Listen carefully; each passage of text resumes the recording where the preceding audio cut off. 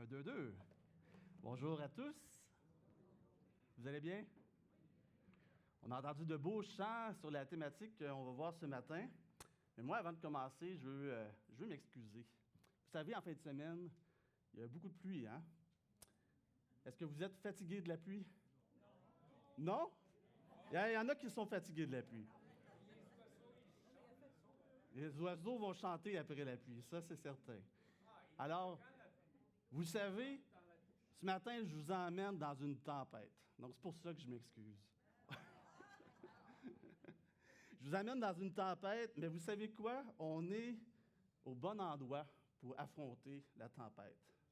On est auprès du Seigneur. On est au pied du Seigneur pour entendre sa parole. Donc, est-ce que vous croyez ça? Amen. Donc, aujourd'hui, on poursuit notre mini-série sur les petits prophètes et on est rendu à un livre qui est très connu. Sans doute, il y a un petit feedback, je pense, dans le son. Si on peut baisser le moniteur à l'avant, s'il vous plaît. Donc, on est rendu à un livre très connu, sans doute le plus connu des petits prophètes, Jonas. Et même pour ceux qui connaissent peu la Bible, qui connaissent peu les Écritures, bien, vous avez déjà entendu parler des histoires de Jonas, du récit qui a captivé l'imagination d'enfants de génération en génération jusqu'à aujourd'hui. Pourtant, c'est un récit très court, 4 chapitres seulement. Et aujourd'hui, on ne va pas lire les 4 chapitres au complet, on va faire un survol. Donc, j'espère que vous avez eu le temps de lire le passage à l'avance. Mais si ce n'est pas le cas, on va quand même faire un survol et vous allez comprendre la grande idée du livre de Jonas. Donc, à travers 4 courts chapitres, on voit comment Dieu se révèle à nous dans toute sa souveraineté, toute sa patience et surtout sa grâce. Parce que le véritable personnage de l'histoire du livre de Jonas, est-ce que vous pensez que c'est Jonas? Sans doute. Est-ce que vous pensez que c'est le grand poisson, la baleine? En fait, quand on raconte l'histoire, souvent, on a l'impression que c'est ça qui est le plus frappant, qui est le plus choquant, qui est le plus miraculeux dans l'histoire de Jonas. Mais aujourd'hui, je vous dis, ce n'est pas ça. Ce n'est pas le grand poisson, ce n'est pas Jonas lui-même qui est le point central de l'histoire, qui est le personnage principal. C'est Dieu lui-même. Prochaine diapo.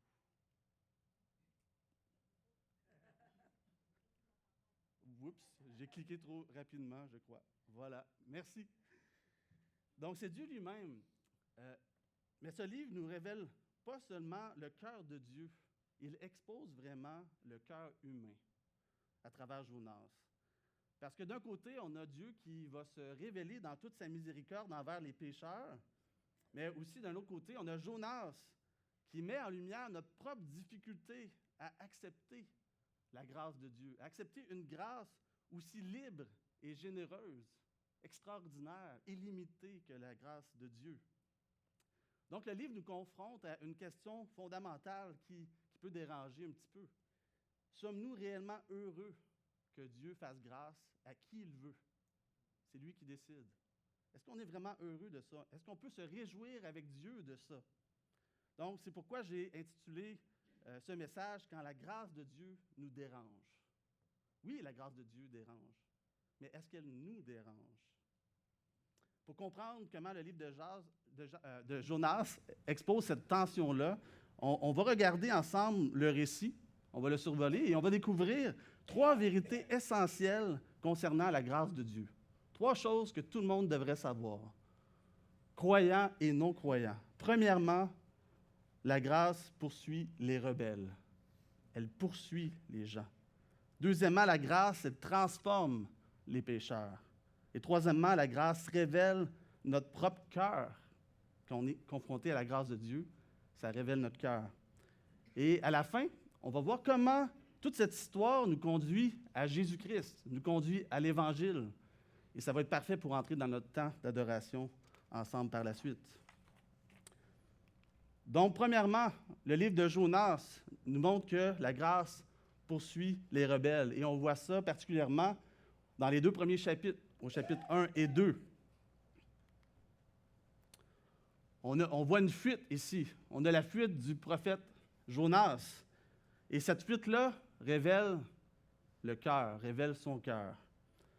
Dans les 2 premiers versets du chapitre 1, on lit « La parole de l'Éternel fut adressée à Jonas, fils d'Amittai, en ces mots. Lève-toi, va à Ninive. » Donc l'appel est clair. Lève-toi, maintenant, va à Ninive.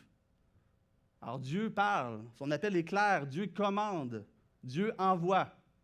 Mais immédiatement, au verset suivant, au verset 3, on lit « Jonas se leva pour s'enfuir à Tarsis, loin de la face de l'Éternel. » Tout un contraste qui est saisissant. Hein? D'un côté, on a Dieu qui dit « Va à Ninive ». De l'autre côté, on a Jonas qui se lève, mais pour aller dans la direction opposée. Dieu il dit « Va à l'est », et Jonas part vers l'ouest. Et tout le livre commence par un acte de rébellion. Oh, c'est quelque chose dans un livre prophétique, hein? On voit rarement ça. Hein? Alors, on a quelque chose à apprendre de ça. Jonas, le texte nous dit qu'il s'enfuit loin de la face de l'Éternel. Est-ce qu'il pensait pouvoir se cacher de Dieu? Non, Jonas savait mieux que ça. Il ne pensait pas se cacher de Dieu. Il espérait mettre de la distance pour que ça lui permette de démissionner, pour que ça lui permette de quitter son appel, de fuir l'appel prophétique qu'il avait reçu. Et il n'y avait rien d'impulsif dans cette décision-là. Hein, il s'enfuit, oui, mais il a pris le temps de négocier, de trouver un bateau, etc., d'expliquer sa situation aux marins, au capitaine. Donc, il n'y a rien d'impulsif dans cette décision-là. Jonas avait organisé soigneusement sa fuite. Et pour comprendre la rébellion de Jonas, bien, il faut d'abord comprendre ce que représente Ninive. Hein, parce que Dieu lui dit « Va à Ninive ». Et qu'est-ce que représentait Ninive? Quel type de personne il y avait à Ninive? À l'époque de Jonas, qui prêche alors sous le règne du roi Jéroboam II, et là on est environ 760 ans avant Jésus-Christ, Ninive, ou la grande ville, comment le texte nous le décrit, Ninive est la grande ville de l'Empire assyrien. Et les Assyriens, ben, ils ne sont pas simplement des étrangers. C'est l'époque que Jonas, il se disait « Ah, ça, c'est des étrangers, ils ne nous concernent pas, moi, je ne veux pas aller faire mon ministère là-bas. » Non, ce n'était pas simplement des étrangers, ce sont les ennemis les plus redoutés du monde connu à l'époque. Leur réputation, c'était une réputation de cruauté militaire. Tout le monde les connaissait pour leur cruauté. C'était des gens qui empalaient leurs prisonniers. C'était des gens qui décapitaient les vaincus quand ils perdaient une bataille. C'était des gens qui déportaient des populations entières pour effacer une nation. C'était des personnes reconnues pour leur méchanceté. Et le texte nous dit que leur méchanceté est montée jusqu'à l'Éternel. Chapitre 1, verset 2. Et là, on a la ville de Ninive d'un côté, mais de l'autre côté, on a la ville de Tarsis. Mais pourquoi Jonas veut aller à Tarsis? Bien, premièrement, c'est parce qu'elle est très éloignée. C'est une ville qui était probablement située à l'extrémité ouest de la Méditerranée. Donc, Jonas était complètement à l'est et Tarsis était complètement à l'ouest, dans ce qui aujourd'hui correspondrait à la région du sud de l'Espagne. Or, c'est très loin. Donc, Jonas s'en va complètement dans la direction opposée. Il fuit vers le bout du monde connu. Et ça, c'est à plus de 5000 kilomètres d'où il était. C'est tout un voyage, là. À l'époque, là, c'est quelque chose de faire un voyage comme ça. Donc, il est complètement à l'autre côté de la mer Méditerranée, aussi loin que possible de Ninive et de sa mission. Et à travers les années, plusieurs lecteurs de la Bible, plusieurs ont exposé que peut-être que Jonas avait simplement peur des Assyriens, parce qu'il était cruel. Mais pourtant, lorsque Jonas explique lui-même son comportement, on voit ça au chapitre 4, il ne parle jamais de peur. Il ne dit jamais qu'il a peur. Il n'a jamais l'air d'avoir peur, Jonas, n'est-ce pas, dans le récit? Il dit « Je savais que tu es un Dieu compatissant et miséricordieux, lent à la colère et riche en bonté. Et ça, cette déclaration-là, c'est stupéfiant. Parce qu'on comprend que Jonas ne cherche pas à échapper à Dieu parce qu'il le connaît mal. Au contraire, c'est parce qu'il le connaît parfaitement. Il connaît sa compassion, il connaît sa miséricorde et il sait ce qui risque de se produire. Si Nénive se repent, alors Dieu pourrait lui pardonner. Et ça, c'est précisément ce qu'il refuse.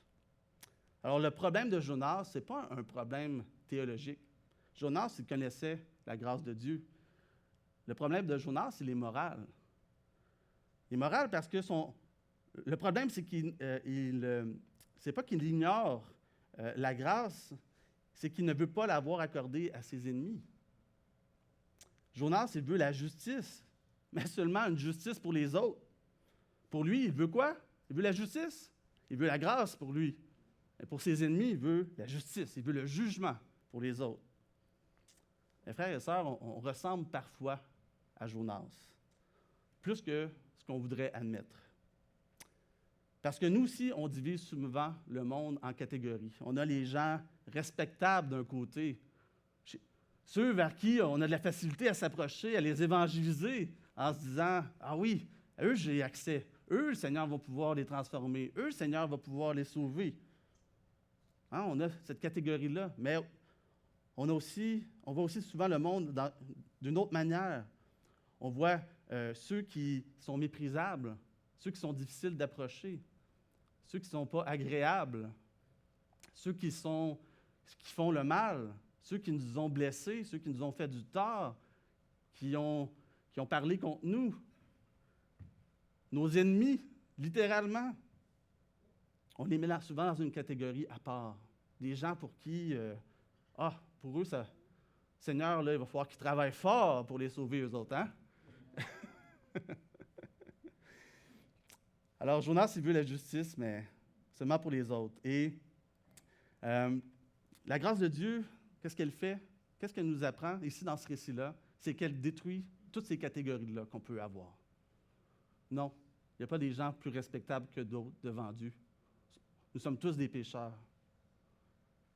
Le Seigneur veut tous nous sauver. La grâce, elle détruit ces catégories-là parce que si la grâce ne le faisait pas, bien, ce ne serait plus la grâce. Si la grâce est méritée par seulement certaines personnes, bien, ce n'est plus la grâce. Le texte nous montre qu'on a un Dieu qui nous poursuit dans sa grâce. Ce qui domine le chapitre 1, c'est intéressant de remarquer que ce n'est pas la rébellion de Jonas, c'est la souveraineté de Dieu. Dieu, il appelle. Le texte nous dit que Dieu fait souffler un vent impétueux sur la mer. On l'a chanté tantôt, au verset 4. C'est Dieu qui envoie la tempête. C'est Dieu qui dirige même le tirage au sort pour savoir qui attire le malheur sur ce navire. Hein, il n'y a pas de hasard avec Dieu. Même si on fait un tirage au sort, ce n'est pas en dehors des mains de Dieu. Hein?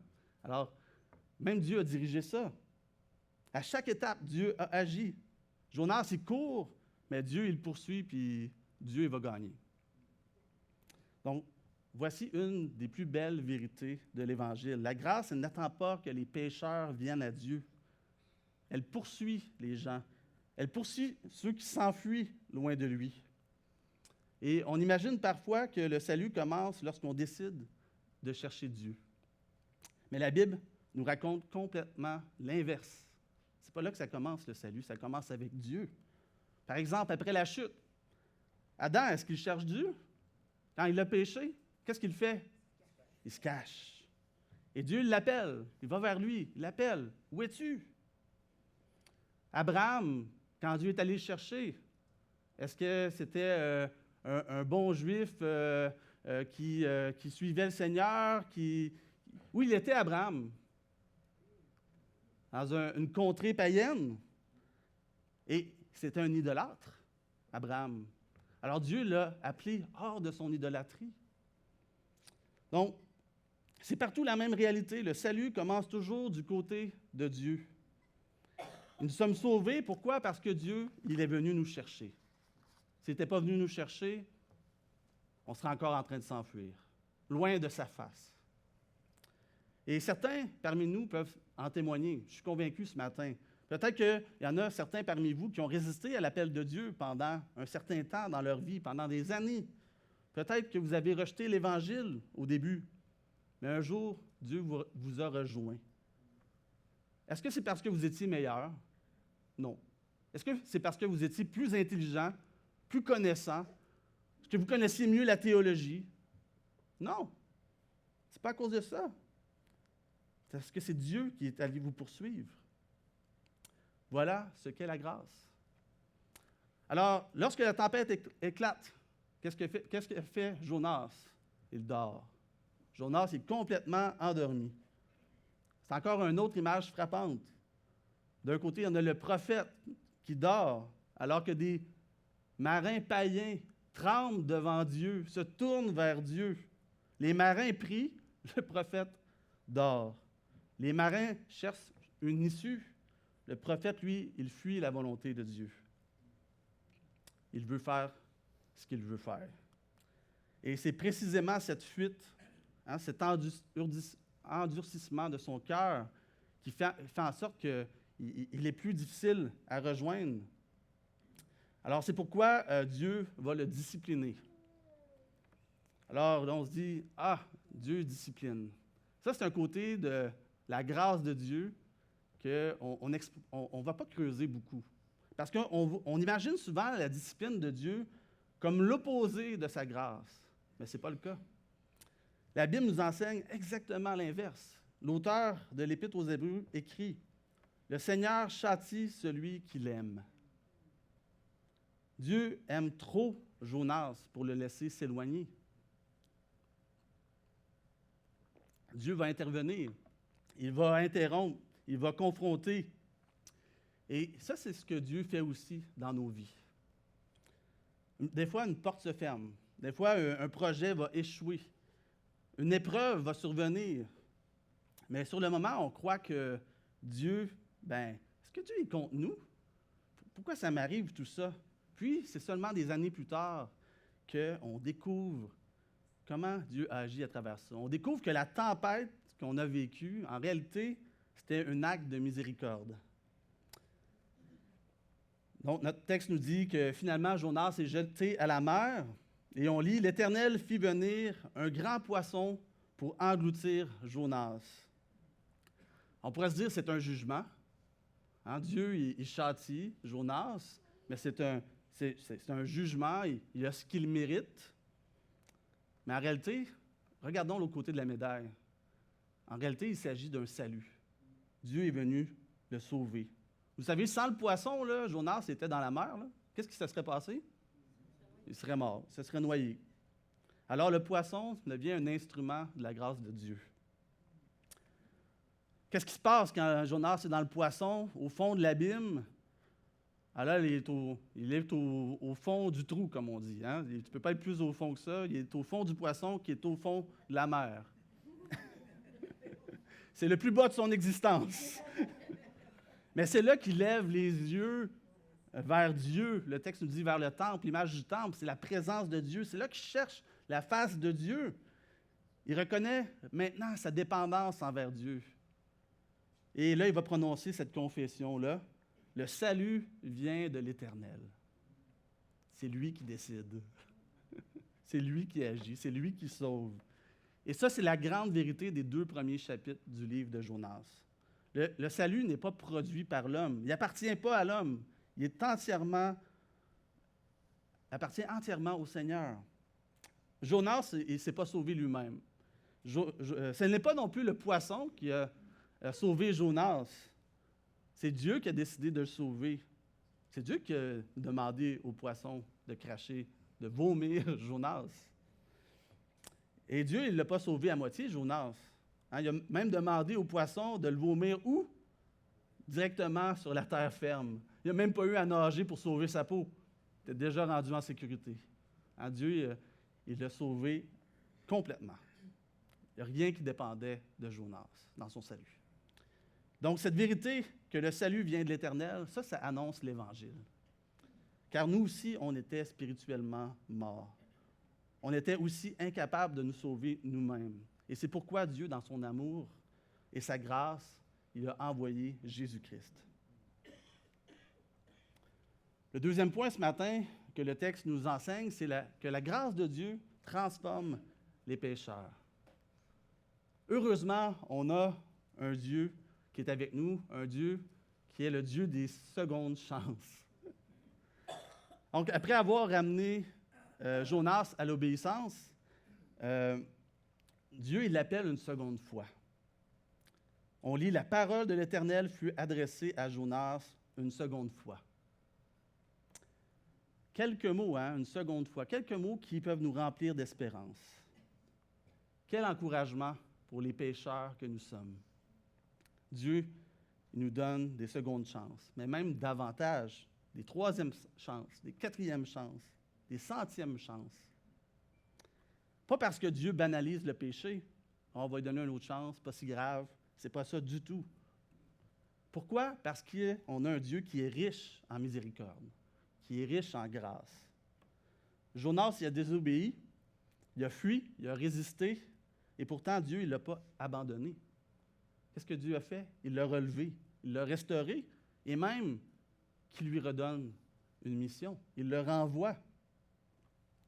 Combien d'entre nous, combien de croyants regardent leur passé puis voient des échecs, des compromis, des périodes de refroidissement spirituel et se découragent? Et pourtant, Dieu ne les abandonne pas. Dieu est là. Dieu les poursuit. Dieu les attend. Dieu leur tend la main. Le Dieu qui poursuit, c'est aussi le Dieu qui restaure. Alors, Jonas se rend finalement à Ninive. Là, on est au chapitre 3, verset 3. Et c'est difficile de s'imaginer l'expérience de Jonas qui arrive dans cette ville-là, où il y a ses ennemis. Et ce n'est pas une ville ordinaire. La Bible nous dit qu'à l'époque, Ninive est une ville d'une taille exceptionnelle. Le texte nous dit qu'il faut 3 jours pour la traverser. Ninive et ses agglomérations ou la métropole, ça prenait 3 jours à traverser. Alors, c'est difficile pour nous de voir ce que ça représente. Jonas, il arrive dans un univers là, qu'il ne connaissait pas, rempli d'étrangers, qui étaient hostiles envers lui, parce qu'il était capable de reconnaître que ça, c'est pas un Assyrien, ça, il ne vient pas d'ici, ce monsieur. Alors, il y avait une pression sur Jonas, c'était quelque chose. Mais au-delà de la taille de la ville, c'est la réputation de la ville qui était intimidante. Jonas est envoyé là-bas, tout seul, un Israélite qui est seul au cœur d'une ville puissante qui pourrait anéantir son peuple. Et pourtant, Dieu, il aime accomplir son œuvre dans des situations qui paraissent désespérées. Ça semblait impossible que cette ville-là vienne au Seigneur, qu'elle se repente. Elle était tellement rendue loin dans sa méchanceté, dans sa corruption. Mais pourtant, la parole nous dit dans Luc 18, 27, « Ce qui est impossible aux hommes est possible à Dieu. » Et souvent, peut-être que nous aussi, on a nos propres Ninives. On a des personnes qu'on croit qui sont inaccessibles à l'Évangile. Des proches qui sont endurcis, puis, on va lâcher le morceau. Je pense qu'ils sont trop endurcis. Des fois, on a nos propres Ninives. Des collègues hostiles, des membres de la famille qui rejettent systématiquement toute conversation spirituelle. Mais nous regardons leur situation et là, on conclut, ça ne changera jamais. Avec le Seigneur, jamais. Le Seigneur, il n'est pas au-delà de nos limites. Il est au-delà de nos limites. Pour lui, le mot « jamais », ça n'existe pas. Le livre de Jonas nous rappelle que Dieu n'est jamais limité par les impossibilités humaines. Dieu n'est pas limité par nos limitations. Et là, il se produit un réveil extraordinaire. Lorsque Jonas arrive finalement dans la ville, son message est étonnamment bref. Il dit « Encore 40 jours et Ninive est détruite. » Ça, c'est ce qu'il a dit. C'est tout ce qu'il a dit. En hébreu, il s'agit de 5 mots. 5 mots. Aucune introduction à son message, aucune illustration, aucune invitation explicite à la repentance, aucune promesse de pardon. Pourtant, c'est à travers ce message-là extrêmement simple que Dieu accomplit quelque chose d'extraordinaire. Et là, toute la ville se repent. Toute la ville, depuis le peuple jusqu'au roi. Et ça, c'est probablement le plus grand réveil parmi les nations païennes qu'on voit dans tout l'Ancien Testament. Pourquoi? Parce que la puissance, ce n'était pas la puissance de Jonas qui était à l'œuvre. C'était la puissance de Dieu. La puissance était en Dieu, dans la parole de Dieu. L'apôtre Paul dira dans 1 Corinthiens 2,4 « Ma parole et ma prédication ne reposaient pas sur les discours persuasifs de la sagesse, mais sur une démonstration d'esprit et de puissance. » L'Évangile, il n'est puissant seulement parce que Dieu est puissant. L'Évangile n'est pas puissant parce que les messagers sont puissants. C'est parce que Dieu agit à travers les messagers. Voilà pourquoi l'Église peut annoncer aujourd'hui l'Évangile avec confiance. Nous ne faisons pas confiance à notre éloquence, nous faisons confiance à l'Esprit de Dieu. Et là, le récit décrit ensuite une repentance remarquable. Chapitre 3, verset 5 dit « Les gens de Ninive crurent à Dieu. » Remarquez cette formulation qu'on lit. « Crurent à Dieu ». Ils ne croient pas simplement à Jonas ou les paroles de Jonas, ils croient à Dieu. La foi véritable, elle doit dépasser toujours le messager. La foi véritable s'attache à Dieu lui-même. Et là, ils mettent leur foi en Dieu. Toute la ville s'humilie. Les habitants jeûnent. Le roi descend de son trône. Belle image, hein? Il descend de son trône. Il s'humilie. Il abandonne ses symboles de pouvoir. Et qu'est-ce qu'il fait? Il se revêt d'un sac de cendre. Un sac pour s'humilier devant Dieu, pour montrer sa repentance. Et là, tout le monde reconnaît sa culpabilité devant Dieu. Et ça, c'est la repentance. Souvent, on parle de repentance, mais on est plus dans la tristesse que dans la repentance. Qu'est-ce que c'est la repentance? Ce n'est pas seulement regretter les conséquences de notre péché.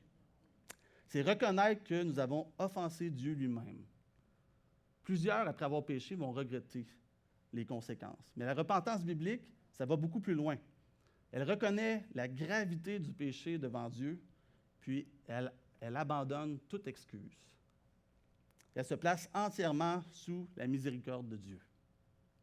Alors écoutez l'attitude des Ninivites, chapitre 3, verset 9.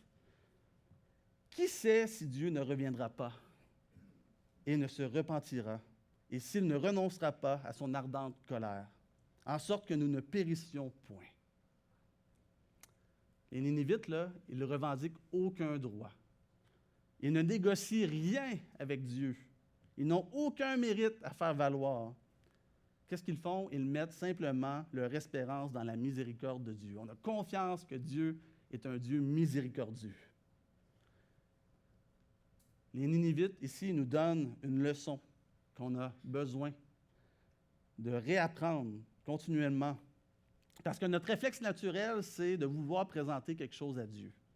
Nos bonnes œuvres, notre moralité, hein, on est des bonnes personnes, notre fidélité religieuse, hey, nous, on vient à l'Église à chaque dimanche, notre service dans l'Église, moi, je suis toujours occupé à servir, ou même nos progrès spirituels. Ah, je suis tellement mieux que j'étais avant.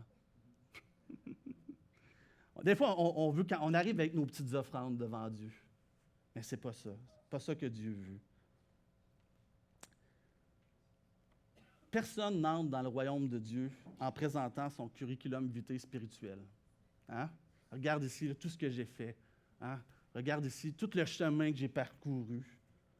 Personne n'entre dans le royaume de Dieu comme ça. La vraie question n'est donc pas « suis-je assez bon pour que Dieu m'accepte ?» La question est plutôt « suis-je prêt à reconnaître que je n'ai rien à offrir et que j'ai besoin de sa miséricorde? » Tant que nous nous croyons dignes, la grâce, bon, c'est un peu inutile. Hein? Si on est digne, on n'a pas besoin de la grâce. Mais lorsque nous reconnaissons notre pauvreté spirituelle, alors la grâce, elle devient notre seule espérance. C'est notre seul secours.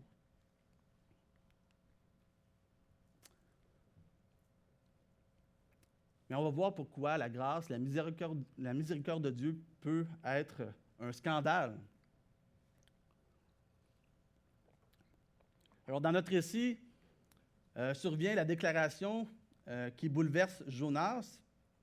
Chapitre 3, verset 10. Dieu vit qu'ils agissaient ainsi et qu'ils revenaient de leur mauvaise voie. Alors, Dieu se repentit du mal qu'il avait résolu de leur faire et il ne le fit pas. Et ça, c'est le cœur du livre. Dieu fait grâce. Le jugement annoncé n'arrive pas. Pourquoi? Parce que Dieu, il prend plaisir à la miséricorde. Quand Dieu nous menace, les menaces de Dieu sont toujours de miséricordieux appels à revenir à lui. Le prophète Michée dira que Dieu, il prend plaisir à la bonté. Ça, c'est son cœur. Attention, ça ne veut pas dire que Dieu est indifférent au péché. Et la croix va démontrer justement le contraire. Le péché devait être expié, il devait avoir justice qui soit faite. Le péché est tellement grave qu'il va nécessiter la mort du Fils de Dieu. Mais cela signifie que le jugement n'est jamais le plaisir suprême de Dieu. C'est la miséricorde, le plaisir suprême de Dieu. C'est là-dedans qu'il trouve son plaisir. C'est dans le pardon. C'est dans sa grâce. Et c'est précisément ce qui scandalise le cœur humain et qui renverse toute prétention humaine. Parce qu'on comprend facilement qu'une justice va punir des coupables. Qu'il faut qu'il y ait justice pour punir des coupables. Mais nous comprenons beaucoup moins une grâce qui accueille des pécheurs qui sont repentants. Et pourtant, c'est comme ça que Dieu agit. L'Église doit constamment se souvenir de cette vérité. Nous pouvons facilement devenir pessimistes. On regarde la société, on regarde la culture, on regarde l'hostilité envers l'Évangile, envers les chrétiens. Et nous pensons que certaines personnes sont trop éloignées pour être sauvées. Mais Ninive nous rappelle que personne n'est hors de portée de Dieu. Aucun cœur n'est trop dur pour Dieu, pour l'action du Saint-Esprit. Alors, si Dieu peut transformer Ninive, il peut transformer n'importe qui, n'est-ce pas? Et cette vérité devrait nourrir notre espérance missionnaire, notre motivation pour la mission et notre humilité. Parce que si Dieu nous a sauvés, ce n'est pas parce que nous étions meilleurs que les autres. Absolument tout est grâce. Troisièmement, notre texte nous apprend ce matin comment la grâce de Dieu révèle notre propre cœur. Si le livre s'était terminé à la fin du chapitre 3, on aurait probablement considéré Jonas comme un immense succès missionnaire. On aurait dit, waouh, le récit de Jonas, là, ça c'est un exemple de mission. Parce que ça finit bien. Hein? Toute une ville se convertit. Le prophète a finalement obéi. Il a annoncé son message. La ville s'est repentie. Le jugement a été détourné. Tout semble bien terminé. Mais Dieu n'a pas encore terminé son œuvre et notre récit se poursuit. Pourquoi? Parce que le problème principal du livre, ce n'est pas finalement Ninive. Le problème principal, c'est Jonas. Et c'est exactement ce que le chapitre 4 va révéler. Le premier verset est saisissant. On lit « Cela déplut fort à Jonas, et il fut irrité devant la réaction de la ville qui se repent et devant la grâce de Dieu qui agit parmi les Ninivites. Cela le déplut fort et il fut irrité. Jonas, il brûle de colère. Et ça, c'est une réaction complètement inattendue hein, quand on lit le livre de Jonas. Tout lecteur s'attendrait à voir un prophète qui se réjouit, au contraire de ce que Dieu fait. On voit une mission qui a porté du fruit, un réveil spirituel sans précédent avoir lieu. Mais lui, Jonas, il est furieux, il est frustré. Pourquoi? Parce que Dieu a répondu exactement comme Jonas savait qu'il répondrait. Écoutez sa prière, chapitre 4, verset 2. « C'est ce que je voulais prévenir en fuyant à Tarsis, car je savais que tu es un Dieu compatissant et miséricordieux, lent à la colère et riche en bonté. » Voilà toute l'explication de l'histoire. Jonas, il ne fuit pas à Ninive. Qu'est-ce qui fuit Jonas? C'est la grâce de Dieu, l'action de la grâce de Dieu. Et ce qui est particulièrement remarquable, c'est que Jonas cite ici l'un des plus beaux textes de l'Ancien Testament. Il reprend presque mot pour mot la révélation de Dieu à Moïse dans Exode 34, 6, où on lit « L'Éternel, l'Éternel, Dieu miséricordieux et compatissant, lent en colère, riche en bonté. » Pour Israël, là, ces paroles-là, c'était des paroles précieuses. Elles résumaient le caractère de Dieu. Elles nourrissaient l'adoration du peuple. Et elles rappelaient constamment la fidélité de Dieu envers son peuple.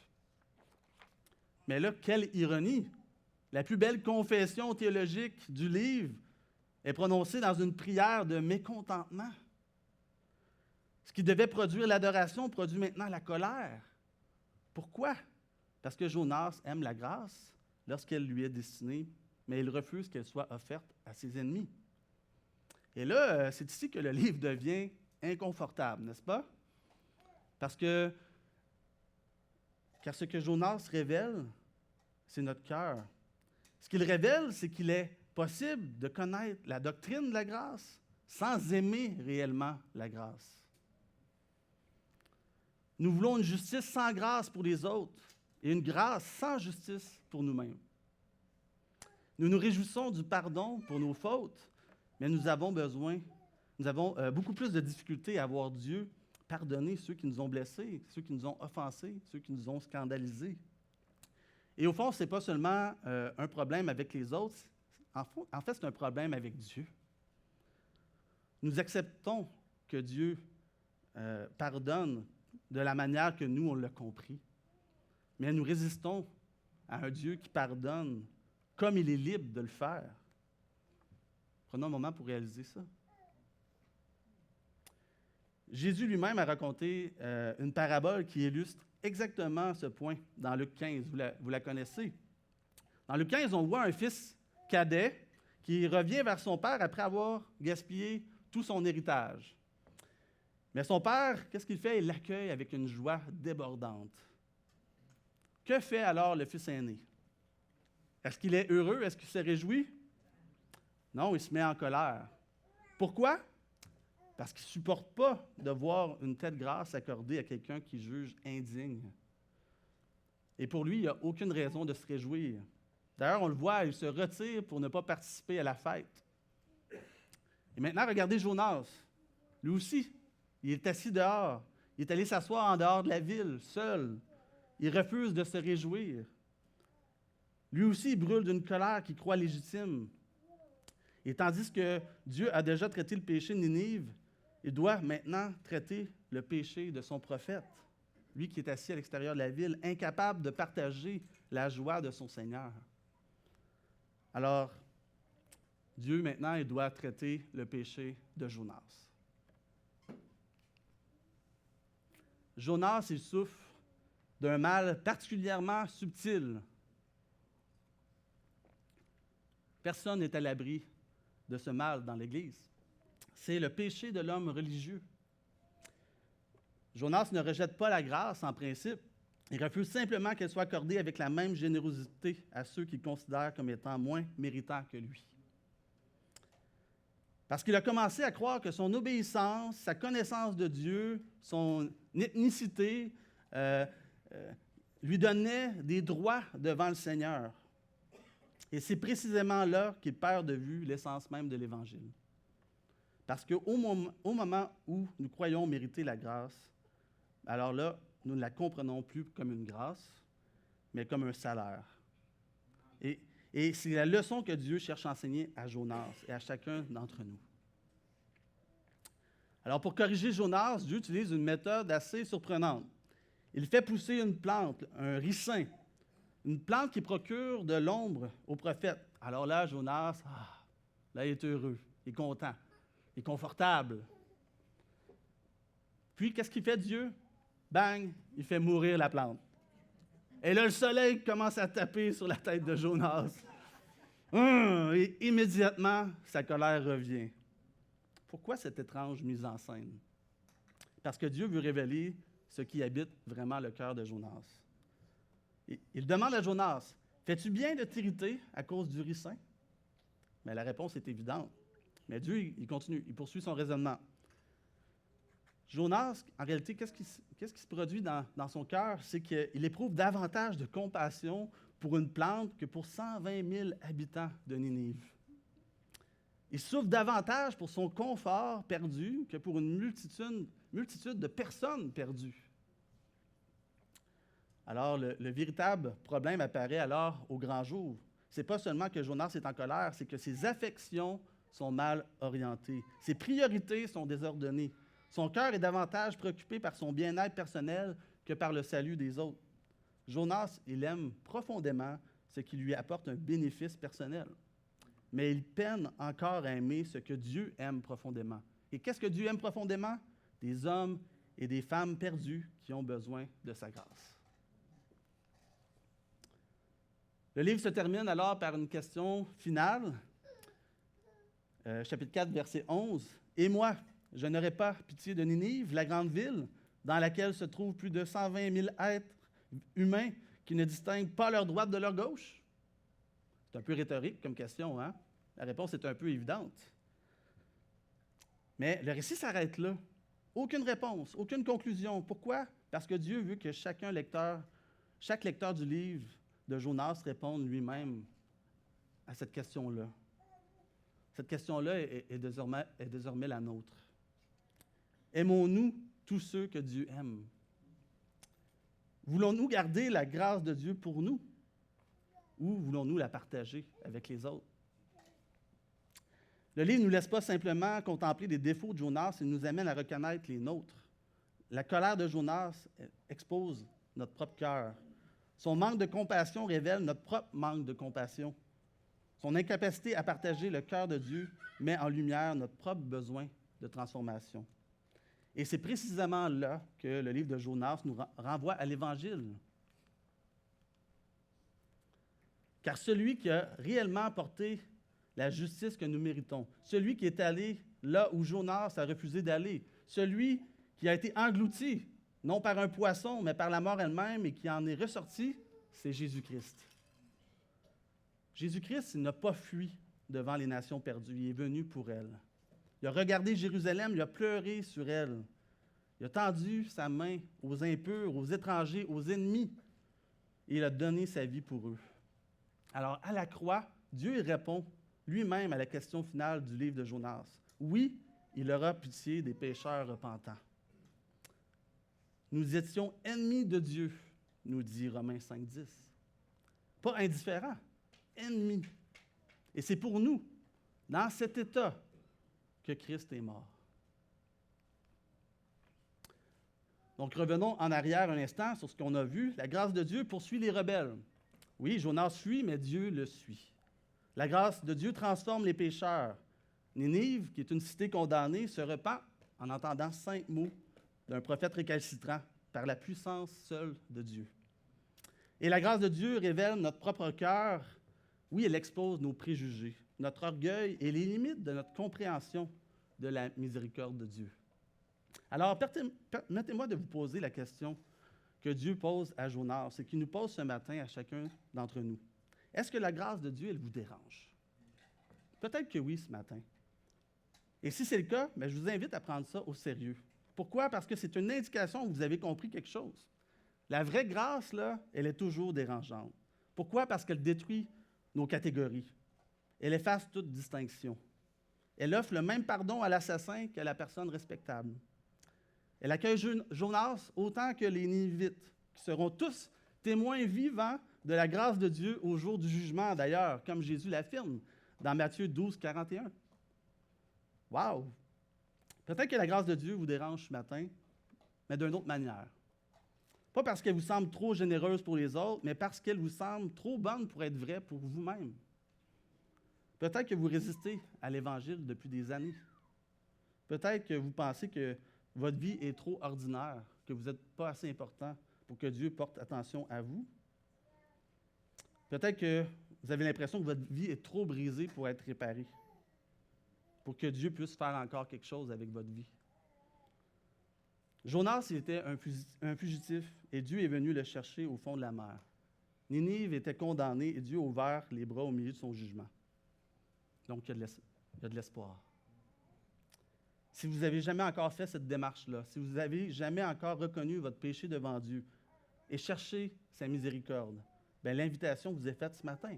Il n'est pas trop tôt, il n'est pas trop tard, mais il pourrait être un jour trop tard. Et c'est ce que le texte nous dit ce matin. Rappelez-vous les paroles de Jonas. Encore 40 jours et Ninive sera détruite. La Bible enseigne clairement que le délai de la grâce, bien, il n'est pas infini. Alors, ne venez pas vers Dieu avec vos mérites, vous n'en avez pas, et venez vers Dieu les mains vides, comme des mendiants de la grâce de Dieu. Comme les habitants de Ninive qui disaient « Qui sait si Dieu ne se repentira pas ?» et qui mettaient uniquement leur espérance dans la miséricorde de Dieu. Alors, cette miséricorde de Dieu, elle a un nom. Vous pouvez la découvrir aujourd'hui, vous pouvez la connaître. Vous pouvez avoir une relation avec Dieu à cause de sa grâce qui se manifeste en Jésus-Christ. Si vous connaissez déjà Jésus-Christ, bien, le livre de Jonas vous adresse une mise en garde. Jonas est un homme de Dieu, il connaissait les Écritures, il avait lui-même bénéficié de la grâce de Dieu, mais pourtant, il a cessé de s'en émerveiller. Peu à peu, il a considéré comme normal ce qu'il avait reçu gratuitement et il s'est irrité de voir Dieu accorder cette grâce à d'autres personnes. Jonas nous rappelle que la grâce cesse d'être merveilleuse dès qu'elle nous semble due. Dès que nous oublions d'où Dieu nous a tirés, notre reconnaissance s'éteint, notre cœur se durcit et on perd de vue la grandeur de sa miséricorde. Et c'est pourquoi le livre de Jonas nous invite à revenir à l'Évangile. Dieu a payé un prix infini pour rejoindre des êtres perdus, comme les Ninivites qui ne savaient pas distinguer leur gauche de leur droite. Ce matin, Dieu vous appelle à découvrir sa grâce ou à redécouvrir sa grâce. Découvrir que sa grâce est infiniment plus grande que tout ce que vous auriez espéré. On va prier. Père Céleste, oui, nous voulons te rendre grâce ce matin pour ta miséricorde. Cette miséricorde que tu as déployée envers nous en nous poursuivant, Seigneur. Toi qui as poursuivi Jonas jusqu'au fond de la mer, qui a ouvert les bras à Ninive au milieu du jugement et qui nous a rejoints. Nous aussi, alors qu'on était encore tes ennemis, comme on a lu dans Romains. Seigneur, on veut confesser que nous ressemblons encore trop à Jonas. On veut confesser qu'on doit apprendre à savourer ta grâce. Seigneur, à la redécouvrir, à en être émerveillé. On reçoit ce matin ta grâce avec soulagement, mais on veut se confesser aussi qu'on ne la distribue pas toujours aussi bien qu'on devrait, Seigneur. Pardonne-nous, Seigneur, pour ça. Transforme nos cœurs par l'Évangile. Donne-nous de nous réjouir de ce qui réjouit ton cœur et de voir dans chaque visage autour de nous quelqu'un pour qui Christ est mort.